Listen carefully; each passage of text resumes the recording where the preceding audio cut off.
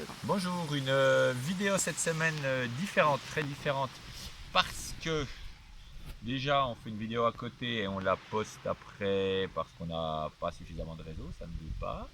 Ensuite, j'étais à l'excellent domaine de Chardenoux pour la semaine de formation chamanique, mais j'ai oublié les ogames, la lecture, le trépied, bref, à peu près tout, les encens, donc je n'ai strictement rien, mais j'ai quand même des encens qui sont là. On va donc faire avec, ou plutôt sans, et on va faire très bien parce que comme les choses doivent être, elles sont.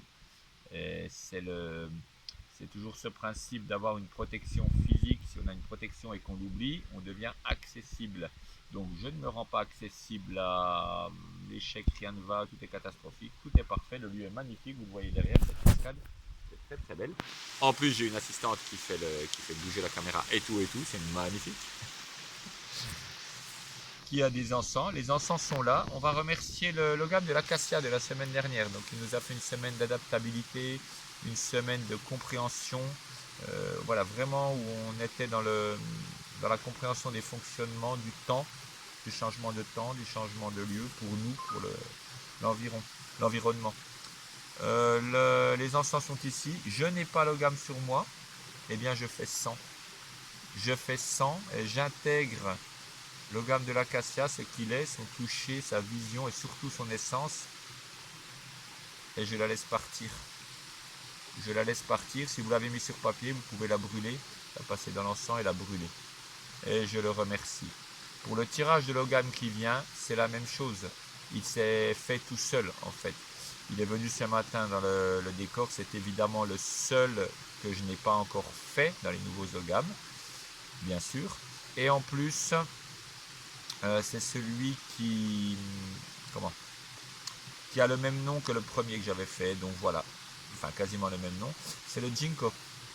Le Ginkgo, donc qui est un arbre, alors qui va se tracer en blanc et doré si vous souhaitez le faire. Toujours la barre de l'ogame est un peu comme l'arbre à papillon, Queden pilipala. Celui-ci s'appelle Queden Ginkgo, donc le même nom de départ. Et une sorte d'aile de papillon qui est une feuille de Ginkgo en fait, blanc et doré. Donc le ginkgo est un très ancien arbre, très très vieux, le plus ancien apparemment de tous les arbres qui a plusieurs millions d'années, même plusieurs dizaines de millions d'années, j'en suis pas sûr, je ne vais pas vous dire une bêtise, mais si vous voulez vous renseigner. Il va donc nous apporter un message d'éternité et de longévité. Pour cette semaine, on va voir vraiment très très loin. Et voir très loin, ça veut dire aussi voir nos autres vies. Alors ce ne sont pas des vies antérieures, parce que si on prend vie antérieure, on se limite au passé linéaire sur Terre. Non, non, on voit beaucoup plus large que ça, des vies parallèles, d'autres choses que l'humanité, d'autres vies autres que l'humanité. Et donc on se raccorde à notre essence, à ce qui est vraiment le fond de nous-mêmes. Et c'est ce message qu'envoie le Jingle, vraiment de voir beaucoup plus loin que simplement l'histoire humaine. Beaucoup plus. On va faire revenir nos mémoires. On parle souvent des mémoires akashiques, des mémoires de l'univers qui sont tout et partout. On se relie à ce tout et à cet ensemble. Pour la lecture, justement, la lecture est venue toute seule aussi, donc il n'y a pas de choix à faire. Le papier est tombé hier.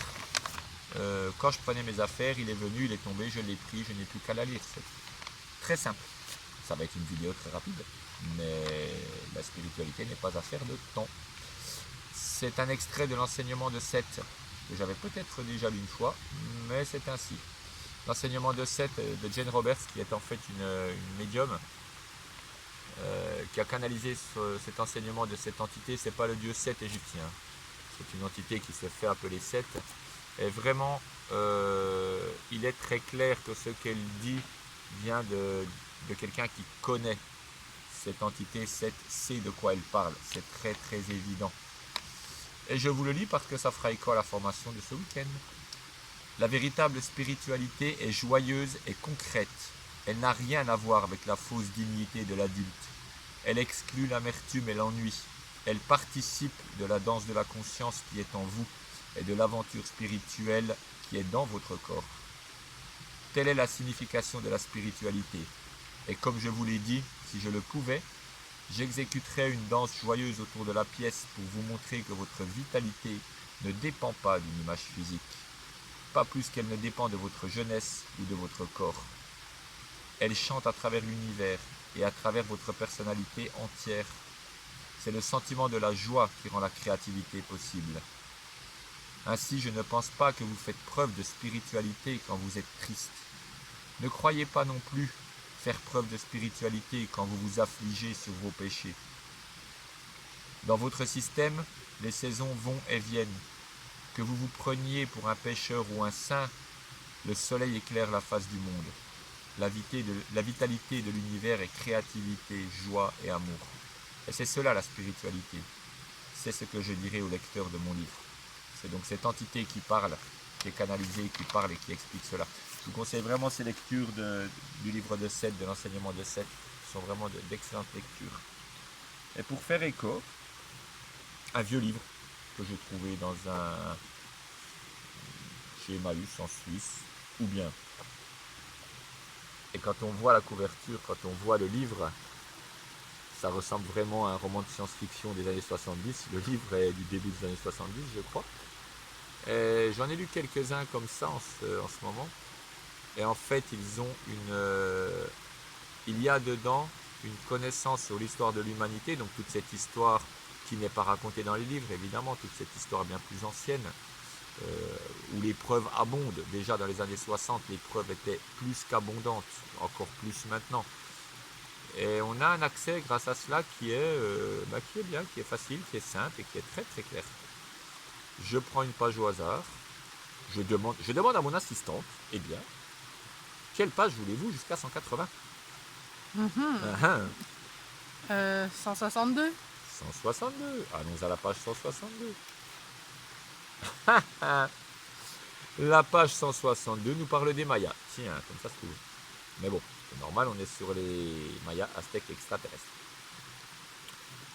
Toujours sur cet extraordinaire sujet, pourquoi donc les Mayas avaient-ils éprouvé l'impérieux besoin de mettre au point un compute qui leur permettait de remonter, pour le moins numériquement, jusqu'à des dates qui ne nous effleurent même pas? Ils utilisaient en effet ce que nous appelons le compte long pour les chronologies.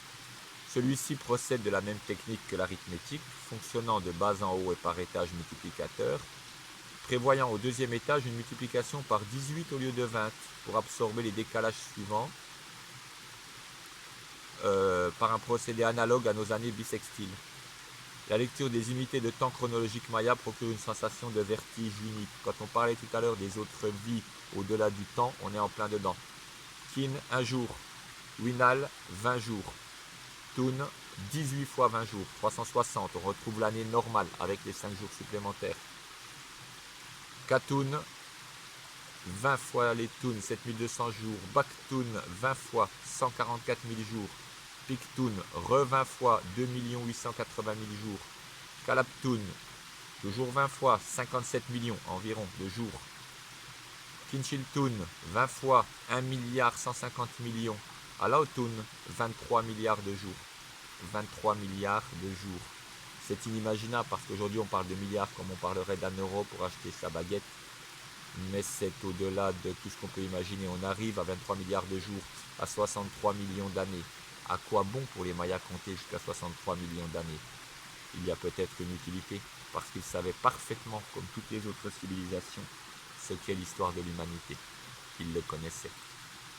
Je vais vous emmener près de la cascade, où on va aller jouer un petit air de remerciement, faire une petite offrande à l'esprit de l'eau, l'esprit de la cascade. Où est l'offrande que j'avais emmenée?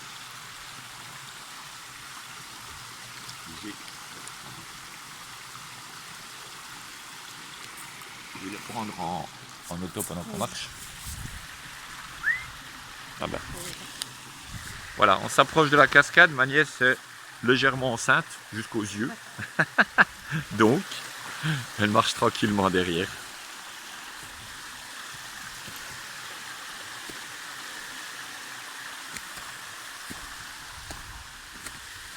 Voici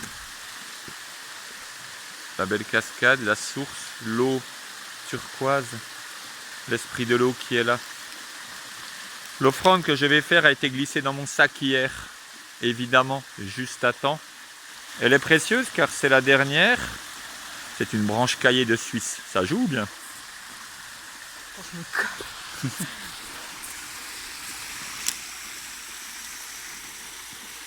Ça j'ouvre, c'est la Suisse. La dernière, j'adore ces branches, c'est la dernière, donc mon offrande a de la valeur parce que je ne la mangerai pas. Mais je le fais avec plaisir. Je l'offre avec plaisir pour la beauté du lieu, pour l'esprit du lieu. Voilà l'esprit du lieu en train de passer. Bonjour l'esprit du lieu. Et un petit air de musique en cadeau pour vous, pour l'esprit, pour moi.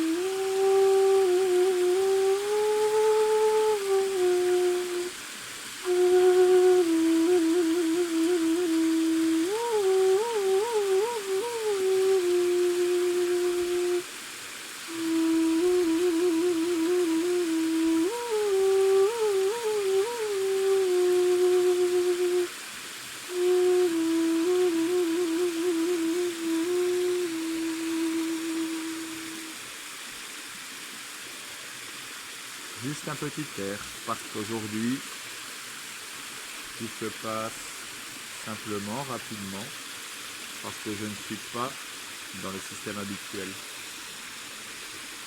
Si mon système habituel s'effondre, j'ai le choix entre me lamenter, essayer de retourner à mon passé, ou l'accepter et faire avec pour faire de nouvelles choses. Parce que si je fais toujours les mêmes choses, il ne faut pas m'étonner qu'il m'arrive toujours les mêmes événements. Aujourd'hui c'est un beau jour, on se balade sans masque. Et j'ai oublié que je vais mettre un masque. Mais je l'ai oublié aussi. Je vais faire l'offrande et ça coupera tout seul derrière. La formation chamanique à Chardenoux, il y aura une nouvelle session à partir de juin. Tranquillement, tenez-vous au courant. Si vous êtes intéressé, vous pouvez me contacter. Il reste toujours 3-4 places pour Brocéliande fin avril. Donc voilà, si vous souhaitez venir à Brocéliande, découvrir des lieux comme celui-ci, des lieux magiques, il y a plein de lieux magiques. Et avec du jeûne, et avec beaucoup d'ateliers, beaucoup de découvertes de soi, de tout. Vous pouvez venir. À cette semaine, fin de semaine, des Temazcal en des îles de civilisation et un cercle de tambour à Chardenoux, donc près de Louan. Donc si vous souhaitez venir, viendez. Au Temazcal, il y a toujours de la place, on peut se serrer jusqu'à 80. Donc c'est faisable. À bientôt, une belle semaine, une belle journée, une belle vie. Et à la semaine prochaine avec tout le matériel qui va bien. Ou pas.